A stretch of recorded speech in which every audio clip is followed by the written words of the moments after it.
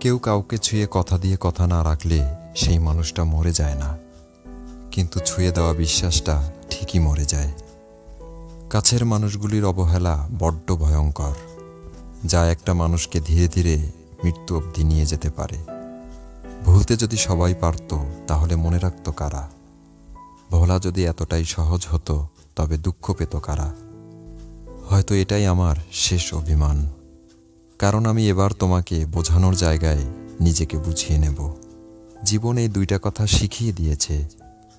প্রথম হলো নিজেকে নিয়ে খুশি থাকা, দ্বিতীয়ত নিজের রব ছাড়া কারো প্রতি কোনো আশা না রাখা। শখের তো অনেক কিছুই ছিল, সময়ের পরিবর্তনে আজ কিছুই নেই, আর কোনো শখও নেই। মানুষ তার অর্ধেক জীবন কাটিয়ে দেয় একদিন সব ঠিক হয়ে যাবে এই আশায়। একটা সময় এসে দেখবেন মানুষ নয়, আপনি নিজেই সবচেয়ে বেশি অবিচার করেছেন নিজের সাথে। নত হলে যদি সম্পর্ক গভীর হয়, তাহলে নত হন, কিন্তু প্রতিবার যদি আপনাকেই নত হতে হয়, তাহলে থেমে যান, কারণ ভালোবাসার স্থান বুকে, পায়ে নয়। মানুষের পতনের জন্য অভিশাপ লাগে না, যাদেরকে কষ্ট দিয়েছেন তাদের বুক চেরা দীর্ঘশ্বাসই যথেষ্ট।